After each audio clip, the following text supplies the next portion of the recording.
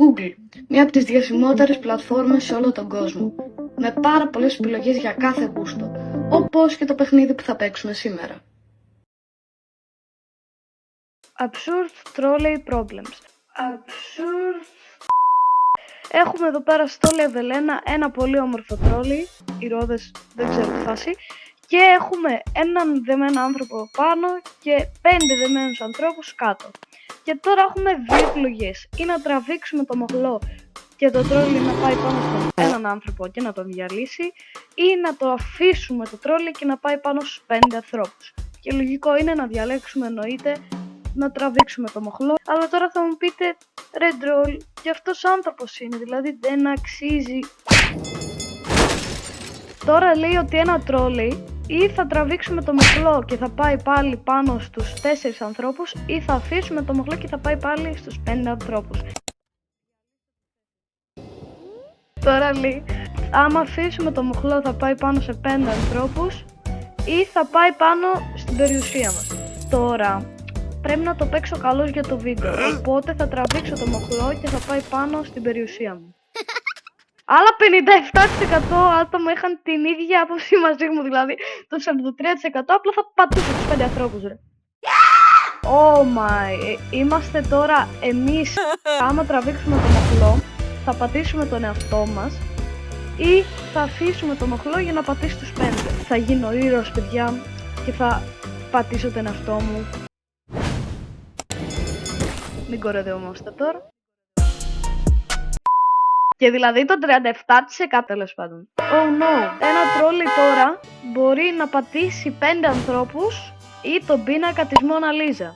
Ρε, από εκεί τώρα κάτω το τρίψαλο. Και τώρα έχουμε έναν πλούσιο, ο οποίος θα μας δώσει 500.000 ευρώ για να το σώσουμε. Άιντε από εκεί. Με το που το είδα έχω καταλάβει ήδη τι πρέπει να κάνω. Απλά bye bye hasta εκεί. Και τώρα λέει ότι 5 άνθρωποι κοιμούνται και δεν θα νιώσουν τον πόνο να τους πατήσουμε. Αλλά τώρα ο ένας είναι ξύπνιος και θα τον νιώσει τον πόνο. Αλλά αυτό τώρα δεν ξέρω γιατί μας το λέει. Ούτως ή άλλως αυτοί είναι περισσότεροι από αυτούς. Για ποιο λόγο? Απλά τραβάω το μοχλό. Σαν το πρώτο ήταν αυτό, δεν υπήρχε κάποια διαφορά. Τώρα πάλι το τρόλεϊ με τις απίστευτες ρόδες του εδώ πέρα είναι έτοιμο να πατήσει 5 ανθρώπους οι οποίοι το ήθελαν να δεθούν, το έκαναν επίτηδες, και ένας άνθρωπος ο οποίος κατά λάθος δέθηκε. Πώς δέθηκες κατά λάθος, μπρο? Οπότε δεν θα τραβήξει το μοχλό, πατήστε τους 5 που το θέλανε. Ένας άνθρωπο, δεν το πιστεύω αυτό το παιχνίδι. Ή θα τραβήξουμε το μοχλό και θα αργήσει το πακέτο της Amazon που έχουμε παραγγείλει, ή δεν θα τραβήξουμε και θα πατήσουμε τον καημένο εδώ πέρα. Λοιπόν, τώρα είμαστε εδώ πέρα. Στο κάτω μέρος τον καλύτερό μας φίλο, πάνω 5 άκυρους ανθρώπους. Όμως με τον καλύτερο μου φίλο είμαστε τόσα χρόνια. Δεν θα το παίξω ήρωας, συγγνώμη. Το 25% θα παντώσω τον καλύτερο τους φίλο. What?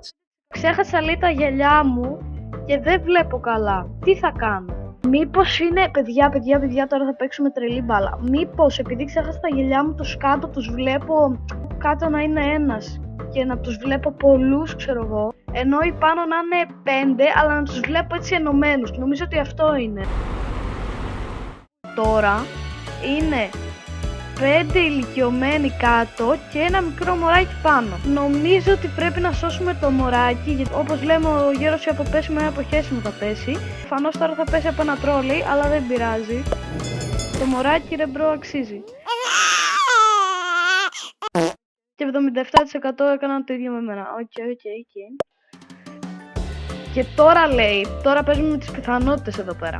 Πάνω μέρος έχουμε ένα κουτί που έχει 10% πιθανότητα να έχει 10 ανθρώπους μέσα. Ενώ στο κάτω κουτί έχουμε 50% πιθανότητα να έχουμε 2 ανθρώπους μέσα. Αυτό είναι αρκετά δύσκολο, αλλά θα τραβήξω το μοχλό γιατί 50% είναι πολύ μεγαλύτερο ποσοστό. Δεν χρειάζεται καν να το διαλύστε τα ρομπότ.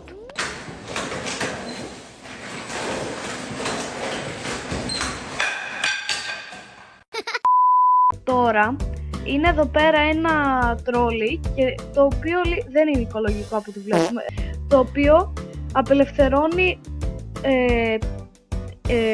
διοξείδιο του άνθρακα, το οποίο κάθε 30 χρόνια σκοτώνει 5 ανθρώπους. Να το ρίξουμε πάνω στον τοίχο και να το διαλύσουμε ή να το αφήσουμε απλά να προχωρήσει? Ρε παιδιά, να ρωτήσω κάτι τώρα.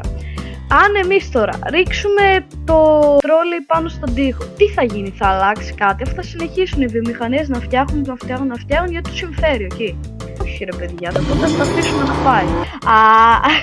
Οι άλλοι 62 απλά θα σκοτώνουν τον οδηγό ρε. Τέλεια. Τώρα, ένα τρόλεϊ πάει σε θα πατήσει έναν κακό άνθρωπο που γεμίζει συνέχεια σκουπίδια και κάνει κακό στο περιβάλλον τέλος πάντων, ή να πατήσει τον καλό πολίτη. Τώρα όμως ο κακός πολίτης δεν νομίζω να αξίζει να πεθάνει. Αλλά τώρα θα μου πεις ο καλός πολίτης αξίζει να πεθάνει? Όχι. Οπότε κανένας από τους δύο δεν αξίζει να πεθάνει. Οπότε θα μείνουμε εδώ πέρα για πάντα. Εντάξει, τώρα δεν νομίζω να αξίζει να πεθάνει ο καλός. Θα πατήσουμε τον κακό, παρόλο που δεν το αξίζει. Αξίζει περισσότερο από έναν καλό πολίτη, παραθέτω. Τώρα λέει, ένα τρόλεϊ κάνει κύκλους. Και τώρα λέει, ή θα τραβήξω το μοχλό και θα καταστραφεί εδώ πέρα το τρόλεϊ, ή δεν θα κάνω τίποτα και απλά θα συνεχίσει να κάνει κύκλους. Οπότε δεν θα κάνω τίποτα, ωραία. Αυτό είναι ωραίο, παιδιά. Τώρα, στο κάτω έχουμε τον χειρότερό μας εχθρό και πάνω δεν έχουμε κανέναν. Μπορούμε δηλαδή να σώσουμε τον εχθρό μας και να τον σκοτώσουμε. Βασικά, αναλόγως τι μας έχει κάνει ο εχθρός μας, εντάξει. Οπότε, άμα τον πάμε προς τα πάνω και τον σώσουμε στην ουσία, θα σταματήσει να είναι εχθρός μας και θα είναι πάντα καλός μαζί μας. Γιατί θα σου λέει ότι του χαρίσαμε τη ζωή. Θα τραβήξω. Oh my gosh! Λοιπόν, τώρα, ένα τρόλεϊ θα πάει πάνω σε 5 ανθρώπους ή θα πάει σε μια πύλη στην οποία θα σκοτώσει 5 ανθρώπους σε 100 χρόνια. Παιδιά, το έχω φιλοσοφήσει αυτό το θέμα. Καθόμουν πολλές ώρες στο σπίτι μου, το σκεφτόμουν αυτό το πράγμα. Θα πάω στα 100 χρόνια από τώρα, γιατί μπορεί σε 100 χρόνια να μπορούν οι άνθρωποι να ξαναναγεννήσουν ανθρώπους, οπότε να μην πεθάνουν άμα πάει το τρόλεϊ πάνω τους. Οπότε αυτό θα κάνω. Πάνε σε 100 χρόνια. Congratulations, λέει, you have solved philosophy. Σκότωσαν μόνο 78 ανθρώπους. Τέλεια. Τι γράφει εδώ πέρα? Editor. Κάνε λίγο zoom εδώ πέρα. Τι γράφει εδώ, κοίτα λίγο. Subscribe!